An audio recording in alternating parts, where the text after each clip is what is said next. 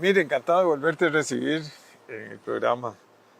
Eh, Vos fuiste embajador de Costa Rica en Venezuela, tiempo de Hugo Chávez. Tiempo de Hugo Chávez lo conocí, un tipo muy interesante. Un líder, tenía su carisma, ¿va?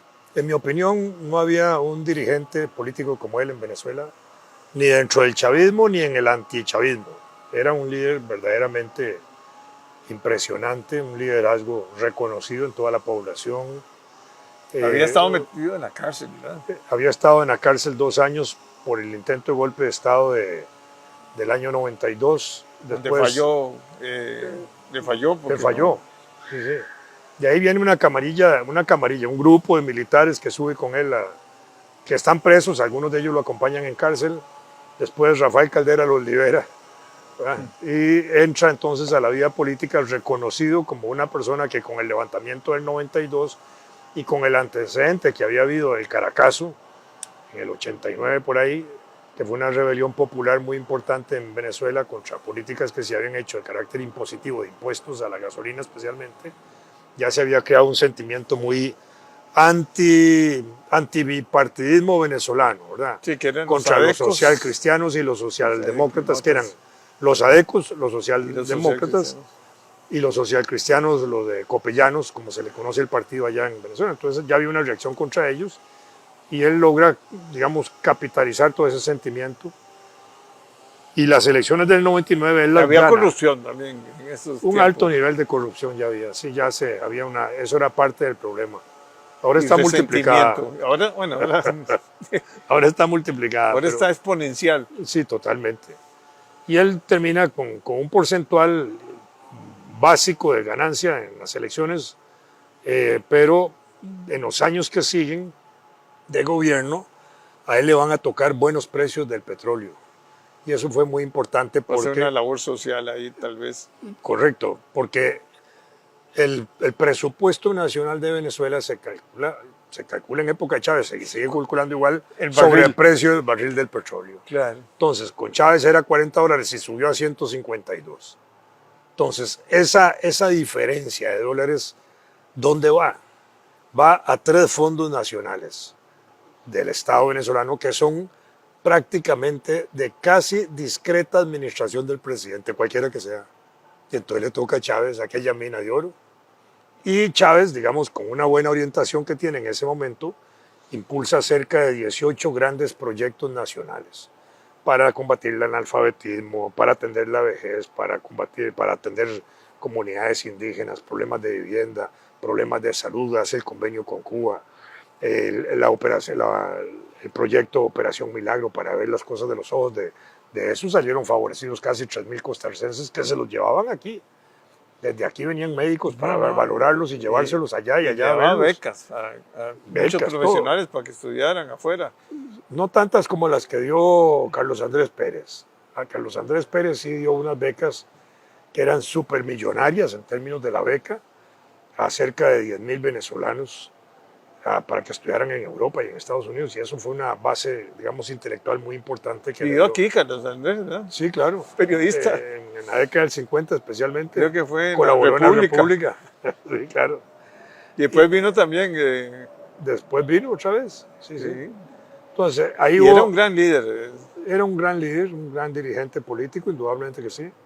Como lo fue Betancourt también en Venezuela. Sí, pero Betancourt es una leyenda. Betancourt era de ya un nivel muy alto también de liderazgo. Una leyenda en Venezuela y un tipo alrededor del cual se organizó también una fundación y publican todas las obras de él y los pensamientos. Han hecho un trabajo muy importante que en otros países como el nuestro no se hace eso con los grandes líderes políticos nuestros, con los grandes presidentes. No se crean fundaciones alrededor de ellos que permitan Darle continuidad a las ideas y el legado. recogiendo el legado de ellos, ¿verdad? Aquí excepcionalmente José Joaquín Trejos, Miguel Ángel Rodríguez, Óscar Arias, un poco Carazo, han recogido algo de eso. ¿Verdad? Óscar Arias y Miguel Ángel más sistemáticamente porque han publicado obras por solas, y en el caso de Óscar porque viene, digamos, haciendo una recopilación también de memoria de él. Ahorita acaba de hacer un libro autobiográfico, Miguel Ángel lo acaba de hacer también. Incluso la esposa de Miguel Ángel acaba de hacer una obra autobiográfica.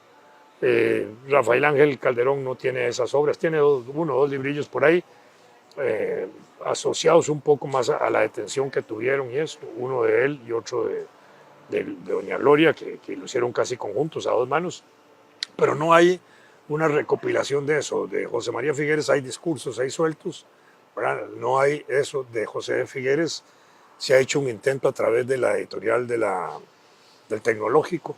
Se publicaron ya 3 tomos de un proyecto de obras completas, pero eso se ha paralizado. Pero para José Figueres hay en proyecto 10, 12, 14 tomos que se pueden hacer, porque ese sí tiene una obra publicada en artículos. Ahora se publicaron los libros de él nada más. Pero sí hay. Entonces eso falta mucho en Costa Rica. Y Nos eso falta esa cultura parte política. de la cultura que se le requiere. O sea, la juventud no sabe ni quién era don Pepe. En este momento se han olvidado, sí, Se han cierto. olvidado casi los grandes líderes, o sea, ni Calderón Guardia, ¿no? O sea, Se les ha borrado. totalmente, o sea, ellos viven ahora en otro mundo, va. Es muy curioso porque en un país como este, de bases democráticas y con tradición democrática de los presidentes que han habido, era como para que se hubiera establecido un patrón cultural, educativo, de conocer mejor no solo la obra de los gobiernos, la obra de los presidentes, la personalidad de los presidentes, sino también parte del legado histórico que pueden dejar ellos, porque mucha de la obra de gobierno que se hace en el país, en cualquier tipo de gobierno, se incluye lo que hace la Asamblea Legislativa, ¿verdad? Que no necesariamente es obra de gobierno, pero entonces se atribuyen cosas. Por ponerte un ejemplo que es así verdaderamente interesante, Mario Echandi rechaza el proyecto de ley de Luis Alberto Monge del Aguinaldo, ¿verdad? Lo objeta. La asamblea Se lo se resella. lo resella y al final la gente dice se aprobó en el gobierno Mario Echandi y Mario Echandi lo había rechazado. Entonces la herencia, digamos, positiva de la Asamblea Legislativa le queda heredada al gobierno, por supuesto que sí, pero a veces son detalles importantes que la gente no entiende ni piensa eso, ¿verdad? Entonces te digo esto porque así sucede, entonces no hay cultura en eso, no hay cultura. Yo sí creo que hay que fortalecer eso, hay que fortalecerlo. y aceptar, digamos, una cosa muy importante ahora, que es que los líderes políticos, presidentes, gobernantes, como los queramos llamar, los líderes de los partidos políticos son personas de carne y hueso. No son ángeles ni demonios en el sentido estricto, así, sino personas de carne y hueso. Tienen virtudes, tienen defectos, etc. Y entonces hay que conocerlos en esa dimensión, ¿verdad? Y entonces valorar, al final de cuentas, qué es lo que pesa, porque en esa dualidad de valores, por algo están ahí arriba. Y los defectos ahí los tienen también, sí, pero no cargan como para que no estén allá arriba. Y volviendo a Venezuela, Carlos Andrés era un gran líder. Sí. Tuvo ese bono plus Sí, durante claro. 13 años, o sea, no sé cuántos años, porque muere relativamente joven. Sí. Hereda Estamos hablando de Chávez, Chávez de Venezuela, sí, de no es que Venezuela, dijiste de Carlos Hugo. Andrés, sí. Sí, no, el actual no, Sí, no sí, tiene nada que ver. Hugo Chávez. Hugo ilumina a este nuevo presidente. Hugo Chávez, digamos, gobierna muy autoritariamente, era militar y presidente electo. Y durante el periodo de él hubo 13 procesos electorales, porque en Venezuela hay procesos electorales constantemente, para nombrar gobernadores, para nombrar miembros de la Asamblea Legislativa, para nombrar presidente, plebiscitos, una gran cantidad de cosas. En esos 13 años de Chávez, Chávez hizo 13 procesos electorales, de los cuales perdió literalmente 2. ¿Verdad? Le costó reconocerlos, pero los aceptó, que es muy importante. Entre otras, un rechazo y un plebiscito que se lo apiaron, ¿verdad? Bueno, pero tenía esa capacidad y tenía los asesores como José Vicente Rangel y algunos otros que lo orientaban a decir acepte. Lo que en elecciones se gana y lo que se pierde, acepte. y Chávez aceptaba porque no se estaba jugando, digamos, el puesto de presidente. Eran temas, digamos, secundarios en ese asunto, de gestión, tal vez de administración, pero después él le daba vuelta a las cosas. En un momento determinado, por ejemplo, convocaron a una consulta popular para la reelección consecutiva, porque no se permitía, ¿verdad?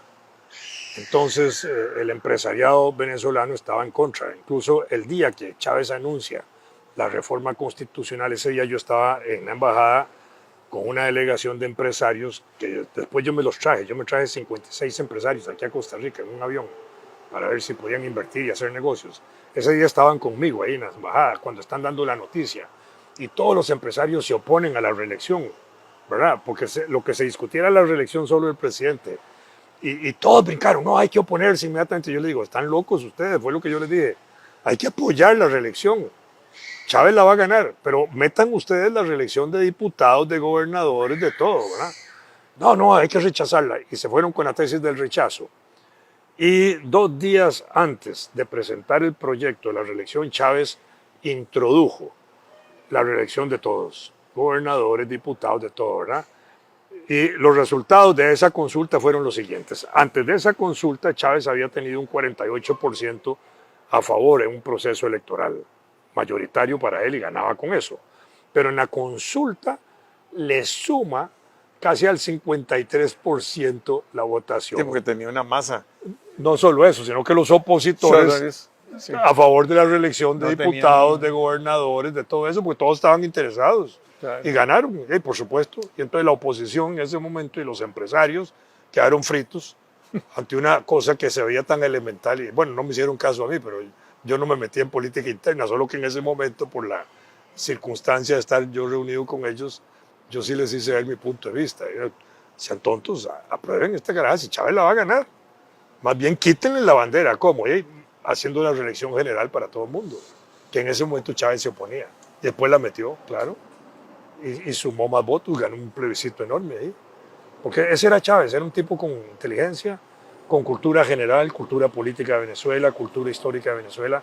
Se sabía a Simón Bolívar hasta con discursos de memoria. A veces se los echaba ahí en un discurso. Tenía un folclore latinoamericano de tangos hasta rancheras de México, pasando por todo el continente. Folclore regional de Venezuela. Y apoyó canciones y a todo. muchos países, ¿verdad? Es que la plata que Abundaba tenía, ahí. No daba. sabía qué hacer. Le agarraron casi $1 millón a la Cristina Fernández ahí, que le mandaron en una maleta. Se la agarraron en el aeropuerto de Buenos Aires, ¿verdad? Porque ellos desbordaban la plata en ayudas internacionales, que eso lo podía hacer. Ayudaron a países como Ecuador, Bolivia, Paraguay, todos esos grupos que habían con gobernantes progresistas en ese momento. Y entonces eso le dio un auge muy importante en América Latina, le dio una personalidad muy fuerte, cumplió un rol casi de liderazgo regional, tuvo la osadía, digamos, la visión de hacer reuniones conjuntas de todos los estados de África con todos los estados de Sudamérica, las llamadas reuniones bilaterales sur-sur. Yo estuve en la segunda, yo la vi ahí en Caracas, sí. Un montón de africanos ahí metidos y todo Sudamérica, y eso era iniciativa de Chávez, entonces eso le da un poder enorme, una representación mundial, ser parte de la OPEP, países exportadores de petróleo igual, le daba otra dimensión internacional muy fuerte. Hay cosas interesantes, por ejemplo, te puedo contar una anécdota. Cuando yo llevé la misión de entrar a Petrocaribe, lo logramos en cuestión de una semana de estar yo en Venezuela, habíamos logrado, más importante, en cuestión de 4 días de haber llegado yo a Venezuela, logramos una invitación para el gobierno de Costa Rica a la reunión de Petrocaribe que se hacía unos días después de que yo había llegado. Y ahí llegó Bruno Estaño, llegó el que estaba en Recope, bueno, y el ministro que después fue acusado, Roberto Dobles. Y en esa reunión de Maracaibo nos aceptaron a nosotros ingresar a Petrocaribe. Y daban bonificación de entrar en el sentido que él daba un diferencial de precios. Y íbamos a tener ventajas, iba a haber muchas ventajas, porque nosotros estábamos protegidos por el Pacto de San José, sí, que todavía tiene validez, todavía nos dan 18,000 barriles. Estábamos tratando de subir la cuota a 30.000 en ese momento, era parte de la negociación. Bueno, ahí Chávez se hace un discurso sobre la situación petrolera que el mismo Bruno Estaño me dijo, me impresionó el presidente Chávez de cómo maneja la situación, porque hizo un discurso, digamos, de estadista, para decirlo de esa forma, no el discurso politiquero y la cosa, no, había que hablar de las cosas que había que hablar y manejaba los temas. Bueno, ese era Chávez. Cuando él enferma y va para Cuba, bueno, Maduro ya era canciller. A mí me tocó presentar credenciales con Maduro canciller, ¿verdad? Y venía de una larga trayectoria de líder sindical que se mete al chavismo desde el año 90, ¿verdad? Y entonces ahí es fiel a Chávez y ahí sigue ahí. Pasa a ser diputado, pasa a ser, ocupar puestos ahí. La mujer de él, muy inteligente, a mí me parecía una mujer extraordinariamente inteligente. La llaman la primera combatiente de la revolución, así la llaman ellos. Cilia Flores me parecía una mujer inteligente, activista en ese momento en que yo estaba, manejaba bien la situación política. Bueno, y ahí están ellos dos. Chávez, es interesante esto. Bueno, Maduro se ha dicho siempre que era un amigo más de la revolución cubana, ¿verdad? Más simpatizaba con la revolución cubana que Diosdado Cabello, que otros dirigentes de Venezuela. Y eso hizo que, digamos, en La Habana, con un Chávez enfermo, moribundo, Chávez tomara la decisión de señalar a Maduro como el posible sucesor de él. Y esa sucesión había que hacerla a través de un acuerdo parlamentario que se hace con la muerte de Chávez. Entonces lo nombran, le dan un carácter de presidente ad interino, por decir algo así, tiene otro nombre. Y con eso le permite a él asumir gobierno, tener 4 o 5 meses de activismo presidencial para poderse presentar a la elección como presidente, que es cuando se enfrenta a Capriles. Y esa elección de Capriles la pierde Maduro, la pierde, gana por un 1%, igual que como están diciendo ahora, solo que en aquella época el 1% era, digamos, discutible, con papeles en mano y todo eso. Al final la oposición acepta la derrota por las maniobras que se hacen electorales y así entra en el primer gobierno Maduro. De 6 años. De 6 años. Perdidos. Después en el 18, en las elecciones del 18, vuelve a presentarse y es cuando el proceso electoral vuelve ahora sí a ser fraudulento, reconocido fraudulentamente, y pierde la legitimidad internacional. Es cuando casi 60 países no lo reconocen y retiran embajadores y todo eso. Y la Asamblea Legislativa venezolana, que se llama Asamblea Nacional, toma por una decisión constitucional, que pueden hacerlo, nombrar entonces un presidente reconocido por el Parlamento, y lo meten. Y es cuando aparece Guaidó, que era diputado, y Maduro. Entonces habían 2 presidentes, uno nombrado por el Parlamento y el otro surgido de un proceso ilegítimo, digamos, de las urnas, que le daba un poder a él y además que tenía la estructura de toda la organización del Estado. En estas elecciones que acaban de pasar sucede lo mismo, ahora peor para Maduro, porque el desarrollo de las elecciones fue contundente, masivamente contundente en contra, no solo por las encuestas, sino por la realidad misma, y porque la oposición se organizó de tal manera que pudo tener un control efectivo de las 30.000 mesas electorales que se pusieron en Venezuela, donde tenían las 30.000 copias de las actas de votación. Y eso es lo que no ha podido querer mostrar. Ahí lo tiene pegado. Querer mostrar Maduro, porque si Maduro dice yo gané las elecciones, hay que muestre las papeletas oficiales. Y es lo que no quieren mostrar. Y la oposición tiene las copias de las papeletas, que son las que ha hecho mostrar, las que ha mostrado, las que ha puesto se vota con máquina electrónica. Pero no importa. Hay un acta de votación de firmas. Y hay un acta de resultados de mesa, porque también se cuentan los votos. Y cada ciudadano venezolano electrónicamente puede ver su voto, si se asignó correctamente, y puede ver el resultado de los votos. Entonces eso tiene frito a Maduro, porque hay en este momento más del 80% de la gente que circula en redes por todo lado reconociendo el triunfo de Maduro, y eso es lo que ellos no han podido mostrar, las actas, y no las quieren mostrar, y no las van a mostrar.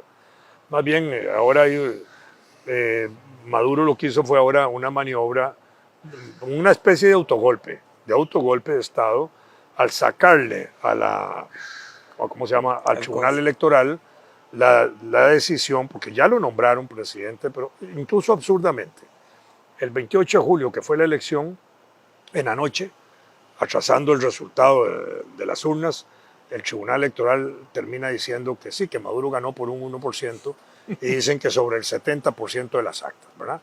En ese momento la oposición tenía solo el 40% en mano.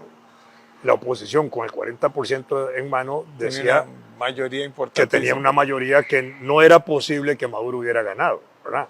Cuando en la noche también llegan a tener el 70%, igual que tenía el Tribunal Electoral, afirmaron su contundencia de triunfo, ¿verdad? Pero el presidente del tribunal en esa noche dijo que con ese resultado era irrevocable el triunfo, ¿ah? Más o menos la palabra que usó, ¿va? Y 2 días después lo declaran presidente. 2 días después, es decir, sin haber contado todas las urnas, sin haber recibido toda la papelería, sin Nada. nada de eso. Es lo más absurdo y lo más contradictorio. En Costa Rica, que vivimos procesos democráticos muy sólidos, sabemos que sea un resultado provisional, que es bastante aceptable, y empieza un conteo otra vez de 2 o 3 semanas hasta que se hace la declaratoria oficial, Y se con ponen participación fiscales, de todos los partidos, con fiscales y y todo. públicas. Y públicas. Claro, allá nada de eso porque bloquearon eso inmediatamente. En la noche misma bloquearon.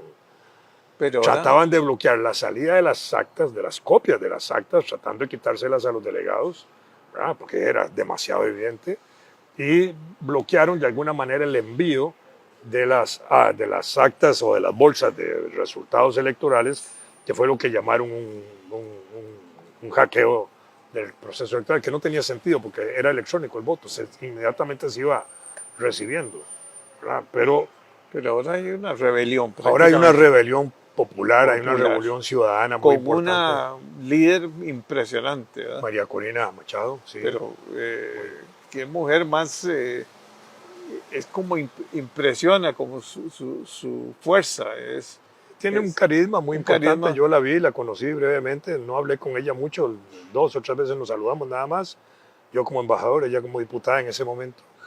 En un momento en que Chávez incluso le baja el piso, dando una rendición de cuentas Chávez en el Parlamento, él lo está interrogando fuertemente y saca a Chávez de quicio, y Chávez le dice: mira, María Corina, para poderme interrogar a mí, tenés que ser candidata presidencial, por lo menos. Y la María Corina la desbalancea en ese momento y la calla.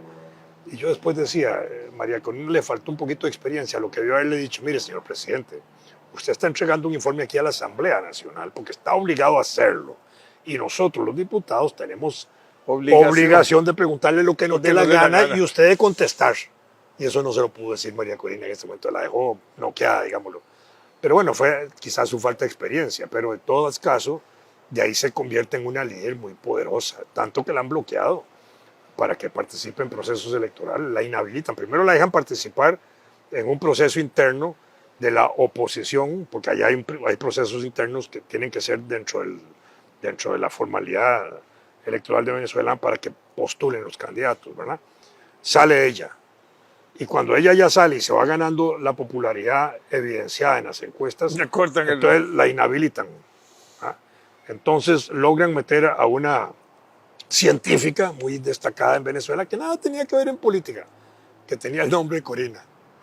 Entonces empezaron a usar la fórmula María Corina. ¿Ah? María Corina Machado apoyando a Corina. Entonces inhabilitan a la científica. Y entonces, a pocos días de la elección del 28, sacaron a González. autorizan a que entre González, pensando que con eso iban a desinflar. Y fue la respuesta abrumadora a favor de González. Y eso fue lo que descabelló y descontroló a todo el gobierno. Y entonces no les quedó más que Por eso, lo que establecer está un fraude sucediendo final. ahora es una rebelión, primero contra un dictador Es un dictador, sí. y contra una camarilla de gente que está también unida a una mafia terrible, ¿verdad? Desgraciadamente hay una mafia controlando el gobierno, que Y ahí está está metido el narcotráfico dirigida también. por Diosdado Cabello, que es un militar, que ha sido diputado, presidente de la Asamblea, creo que ahora tiene ese puesto incluso. Es un personaje muy poderoso en Venezuela desde el punto de vista de los medios de comunicación. Es el jefe del cartel de los soles. Venezuela no es un productor de narcóticos o de droga o algo, pero es un comercializador. Y en ese sentido, este grupo es el que controla eso. Y Diosdado ha embarrado estructuras del ejército y ha multiplicado, digamos, la corrupción en ese campo de la sociedad venezolana. Dos sobrinos de Maduro y de su esposa fueron detenidos en actos de corrupción y trasiego de drogas en el Caribe y estuvieron presos casi 3 o 4 años ahí en Estados Unidos. Los liberó Biden por un indulto, para negociar la penetración de la Chevron otra vez a Venezuela, que está ahí metida, y le liberaron algunas sanciones que Maduro tenía, bueno, pero ahora, dentro de una perspectiva de negociar apertura democrática para el proceso electoral, que no lo cumplió Maduro. No lo cumplió. ahora Entonces, está más bien el gobierno norteamericano está metido en una situación, un zapato complicado. ¿Ah? No sé si va a ganar Trump o va a ganar la Kamala, pero cualquiera de estos dos líderes políticos en Estados Unidos o candidatos a la presidencia van a tener que tomar decisiones, porque esto no se puede posponer. O sea, hay una... No, pero ¿cuál es el escenario actual? Ese es el punto. Es el siguiente. Maduro logra sacar del Tribunal Electoral el tema de las elecciones y pasárselo a la Corte Suprema de Justicia, para que la Corte haga un pronunciamiento final sobre el resultado electoral. Y incluso Maduro dijo, lo que diga la Corte es cosa juzgada, no se discute más. Entonces lo tienen ahí en la Corte. La discusión que había y que ha trascendido es que están en ese juego de ver qué salida le dan. Si avalar el resultado de las elecciones de Maduro, que es irregular, es un bombazo también para la Corte. No avalarlo significaría cómo lo corrigen. Entonces, cómo lo corrigen es lo que se ha estado discutiendo en salidas institucionales. Ya se decía, ya hace varios días, que iba a haber un pronunciamiento de la Corte convocando a una segunda elección, a otra elección. Hoy sale en los periódicos justamente esa tesis de que es la que está mayoritariamente afinada en el resultado, con propuestas que viene haciendo Brasil, Colombia, creo que son los dos países que están propiciando eso, que entiendo que avala a Estados Unidos también, según la información de hoy. Eso no lo va a aceptar la oposición, no. Obviamente que no. Yo estoy seguro que no lo van a poner. ¿Por qué? Porque la oposición tiene las actas. Sí. Y lo que hay que hacer es respetar la voluntad popular. No es un nuevo proceso electoral, porque el nuevo proceso electoral que se decía, todavía no están claras las normas de eso, ni está el pronunciamiento de la Corte. Lo que se rumoraba es que se estaba convocando un nuevo proceso electoral donde Maduro volvía a participar, pero no volvía a participar Edmundo González, ni María Corina. Entonces, barájame eso. Obligaban a que hubiera un nuevo proceso electoral con nuevos actores, pero no con Maduro cambiando. No, y ahora lo que hay es una rebelión del pueblo. Ya, o sea, es cuando ya votan, o sea, había un monumento a Hugo Chávez y se los han volado todos. Se los han volado todos. O sea, el pueblo está indignado. De lo que está pasando. Bueno, y Maduro y el ejército que estaba con Maduro va a comenzar a resquebrajarse porque... Ya está resquebrajado. Hay debe aumentar la cifra, cerca de los 300 oficiales y soldados o los oficiales y miembros del ejército que están privados de libertad desde hace tiempo, desde hace varios meses. ¿Por qué? Porque venían, digamos, resistiendo prácticas y quizás cuestionando también al mismo ejército frente a la corrupción que hay ahí y la actitud que había.